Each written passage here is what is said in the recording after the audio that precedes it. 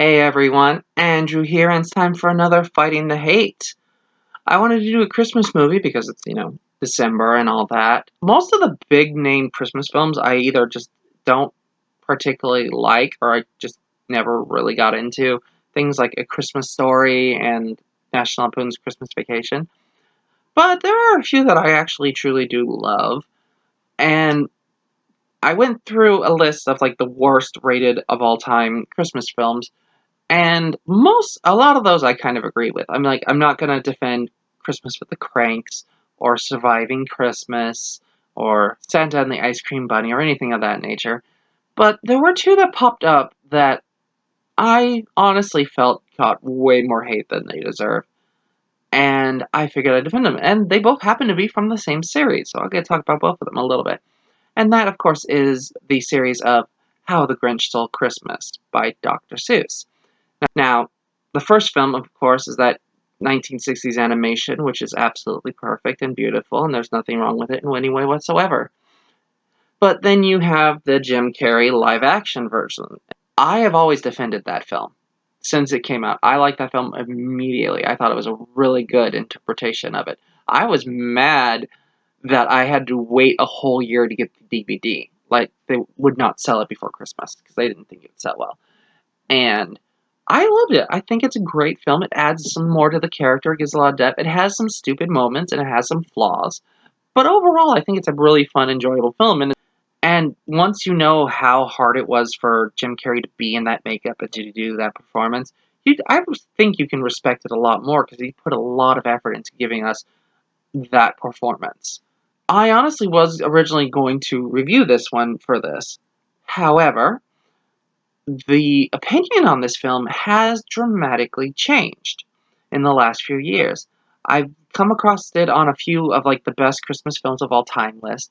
I've seen it on these polls. What they'll do, it's like, okay, only one of these Christmas films can be saved. Which one do you save? And a bunch of times they had Jim Carrey's The Grinch being the one that survives and being the highest rated of that. And that is amazing, but understandable to another extent because it's a film that, a lot of people grew up with. And if you grow up with something, even if it's bad, you're going to appreciate it a bit more. Like, I have that with Space Jam. You can't tell me that's a bad film because it's a great film to me, and I will not hear otherwise. But yeah, it's a film that has a few minor flaws, but I think overall is gone received. And I could honestly do a whole episode dedicated to it. Popular opinion on it has changed. There's still people that dislike it, but there's still people that dislike every film. But it has become a staple of Christmas, and that makes me happy. Then we have the most recent animated Grinch, aka The Grinch, from just a few years ago, and I'm not going to be defending that one. No, I don't particularly like it. I don't particularly care for it. It's not necessarily the bad performance or bad writing. It's just it felt very uninteresting and just kind of repetitive version of the original. So it just didn't have anything that really appealed to me. There was another version, however, and some of you might be like, wait, what? Because this is not like the biggest known thing.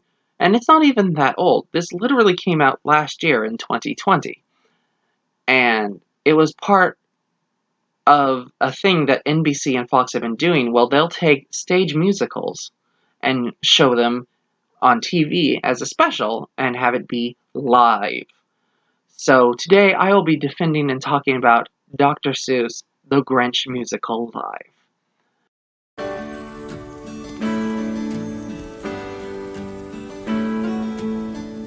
Not only is this a film that was disliked, this is a film that is loathed. Like, people hate this film. And I do not understand why. It has this extremely low reputation. I went to go review this on Letterboxd after I watched it, and it has a 1 out of 5 star average rating. Like, most people give it half a star or less. And it's on lists down there at the bottom with things like Catwoman and Geely and Baby Genius's two super babies. That's how low the opinion on this film is. And does not deserve that. 100% does not. And I just kind of go, why? What about this is so bad? So today we're going to be taking a look at it. So this is one of those things that they've been doing a lot in the last few years, which is, you take a stage play, which this is a stage play. It's based off of the 2006 musical of the same name, minus the live part. But yeah, Dr. Seuss is the Grinch musical. And you basically film it and you show it live, and they've done this for a few years now. They did it for Sound of Music, Grease, Peter Pan, The Wiz, Rocky Horror Picture Show. They did it last year, or in 2019 for Rent. They did another Christmas one, like Christmas Story, live. But this just came out last year and starred Matthew Morrison as the Grinch, and that'll be a thing we'll have to talk about. And it was all kind of like a story being told by the Grinch's dog Max to his little ones, and he's just revealing how the Grinch saved Christmas or tried to destroy Christmas and all that. With these live shows, it's been a bit hit or miss. You get a couple that are actually really good. The Wiz live is actually a much better version of The Wiz than the actual film version of The Wiz. And then you have a bunch that are some of the worst things ever filmed.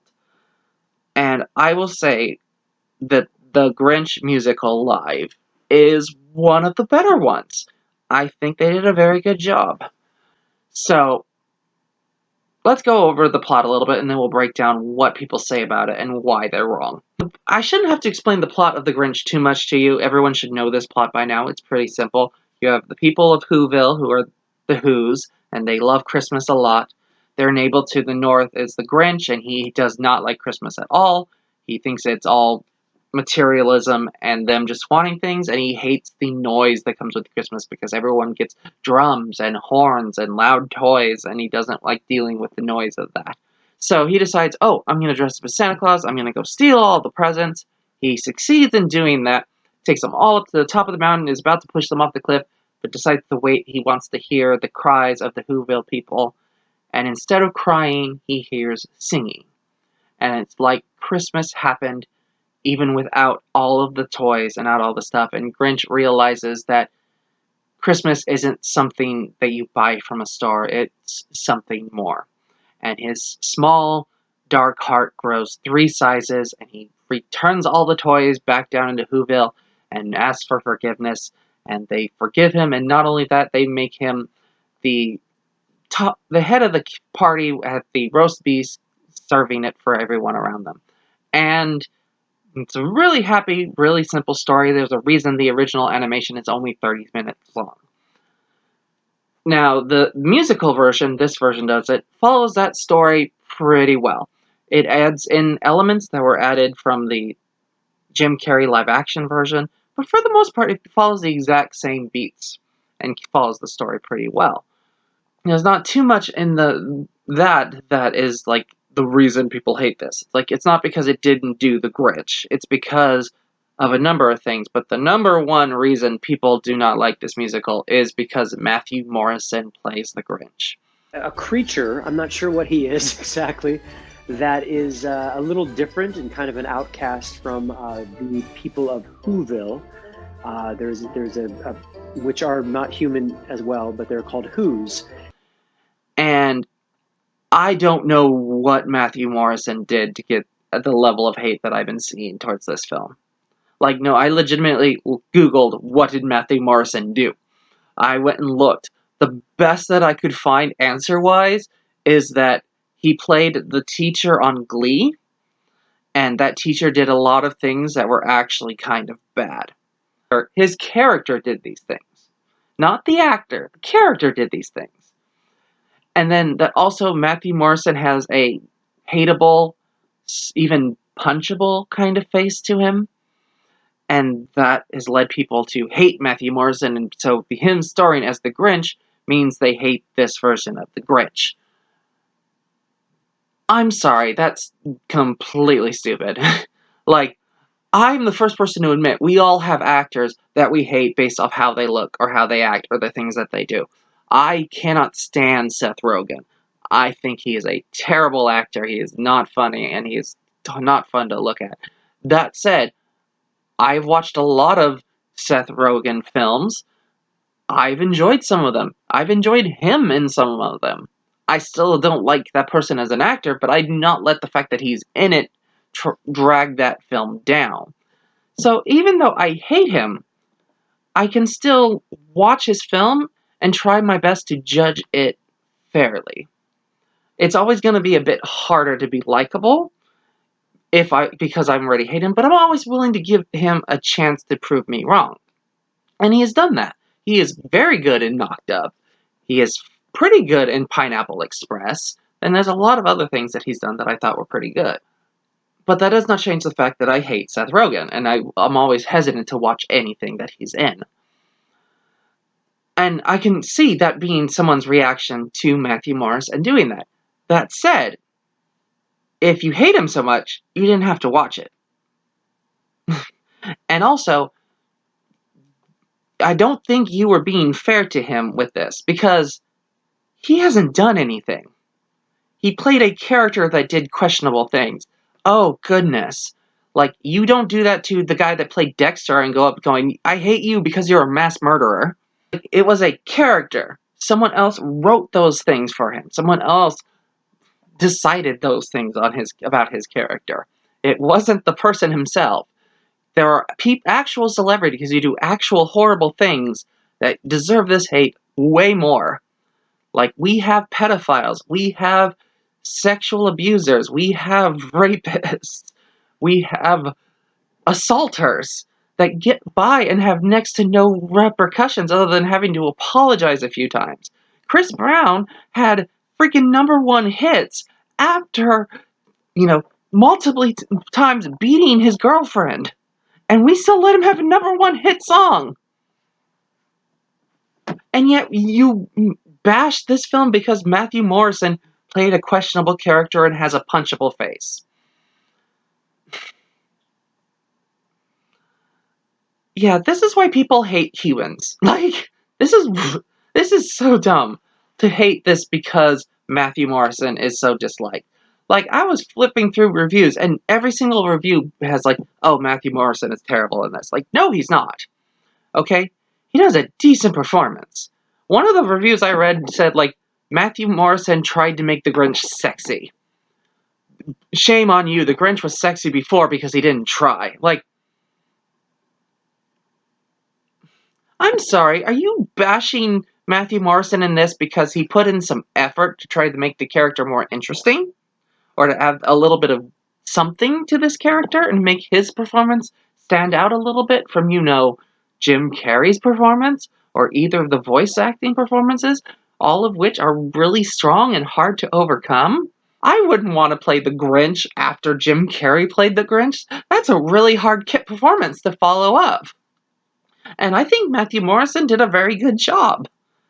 Like, he is a really good singer. Down from my cave with my best Grinchy frown at the warm lighted windows down there in their town. He does a good job with the performances. The only thing that he does as the Grinch that I did not like at all was there was a fart joke during one of the scenes where he was breaking into the house and he just lets out a giant and that was unnecessary and really hurt the tone of the performance. But that was it. Everything else he did was really good. Like, he did this really good level of being both a despicable heel who wanted to do bad things, but also having that level of just being a sad guy that, needs someone to appreciate him. He balanced it really well. And the fact that he gets automatically thrown into the doghouse for things a character did on a TV show that was only ever okay at best. Like, Matthew Morrison's performance in that show is fine. He doesn't deserve this hate. Like, you can hate the character, that's fine. You hate the writers who wrote the crap for him. Don't hate the actor because he had to perform a questionable character. Like, geez Louise. But yeah, and like this is 95% of the reason people don't like this is just Matthew Morrison. And he doesn't done anything to deserve this level of hate. Like, you don't like the actor. Fine. You didn't have to watch it. You don't have to review it. But you don't have to spew hate out of it just because you don't like the one actor. How about the rest of the film? What do you think about the things that isn't Matthew Morrison in this film? And I had to dig to find other complaints. And the other complaints are kind of iffy. One of the other complaints that I came across a couple times was the sets looked cheap and unrealistic. And I'm like, okay, well, one, it's a stage play. The sets are not going to look like they did in Jim Carrey's The Grinch or in the animated ones because they have a budget and they have to show a lot of locations. That said, they looked fairly decent for what they had. Also, they were trying to ape the style of the book. They were trying to give it a more childish, whimsical, Dr. Seussian kind of feel to it. And sometimes that worked and sometimes that didn't. But if overall that was what they were going for, and I think they succeeded for the most part in giving it this lighthearted aesthetic to it. One of the other complaints that I've heard a couple times is that it's too long, especially with all the commercial breaks in it. And I'm sorry, it's only 2 hours long with commercial breaks. That's not even that bad. Come on, it's a little long for a story that we've all seen a couple times, and it is stretching out a half-hour story into that length. But I think they had some stuff to make it really interesting. The one thing that I would say is the flaw is this has a lot of songs in them, and a lot of the songs are fairly good. They are a bit long in the tooth, in that they just kind of go on for a little bit too long. Like, not too much, maybe like 30 seconds to a minute. And just like, you could have just stopped it right here and it would have been much better. But they also do really good renditions of some of the songs. They have a good rendition of You're a Mean One, Mr. Grinch, which has, Matthew Morrison, the Grinch, singing parts of it, along with the two humans playing Max the dog. They do a really good rendition of Where Are You Christmas from the Jim Carrey version, where they have multiple members of Cindy Lou Who's family singing it, and they all kind of have this moment of like existential thing where it's like, we like Christmas, but we are just kind of confused and iffy about it right now. Which I think is an interesting concept that I know a lot of people dislike all of the remakes of The Grinch because they try to make the Who's a little bit more, contemplative and a little more humanoid and not just these perfect beings that the second Christmas is gone, they're immediately like, all right, let's sing together. Christmas is still here. It's like, no, it gives them 5 minutes to go, oh, all of our stuff was taken. Well, that sucks. But we're still together. We're still alive. Let's celebrate Christmas. It's like, they just add that. But I remember, like, that was a big thing, like, the Nostalgia Critic bashed on the Jim Carrey version. And I know there's probably people bashing on this version for that. And I saw one or two people complaining about the makeup for this. And I'm sorry. No, the makeup in this is actually really good. The Grinch makeup is actually extremely solid. It works really well with Matthew Morrison and gives him he was able to completely emote with his face and give full emotion.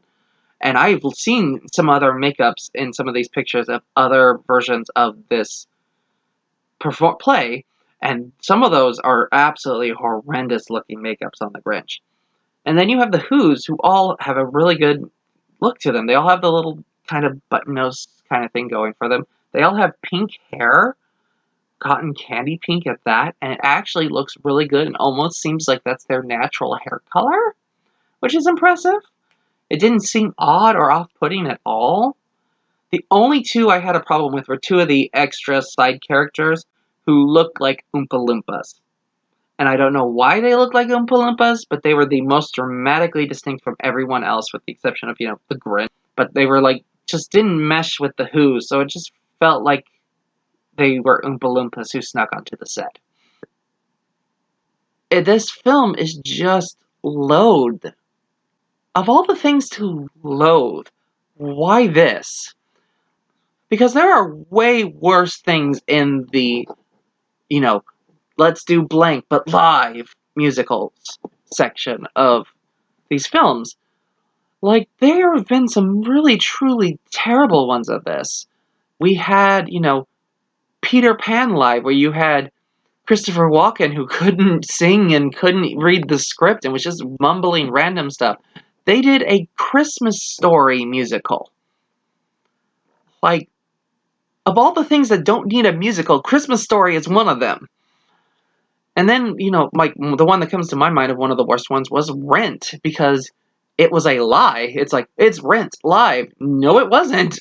This was a pre-recorded practice rehearsal version. Because one of the actors got dropped during this rehearsal and broke his leg and couldn't perform it live.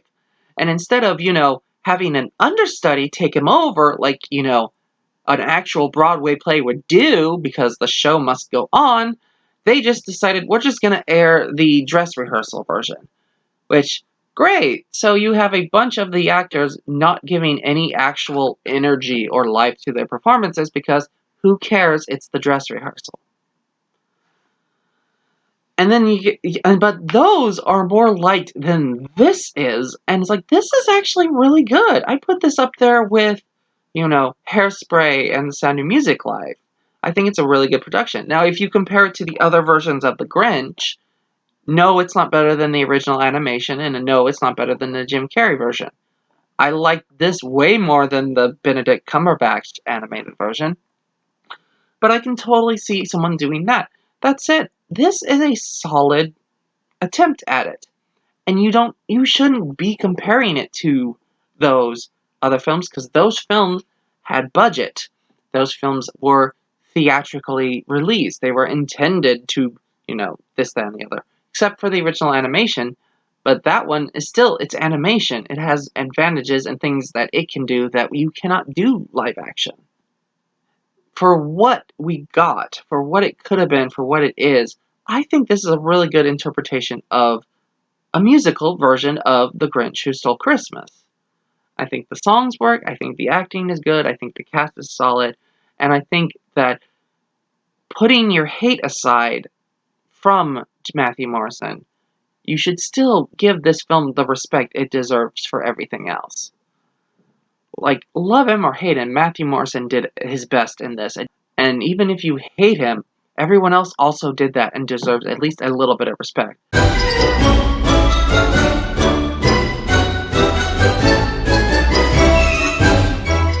This isn't Christmas with the Cranks. This isn't Santa Claus and the Ice Cream Bunnies.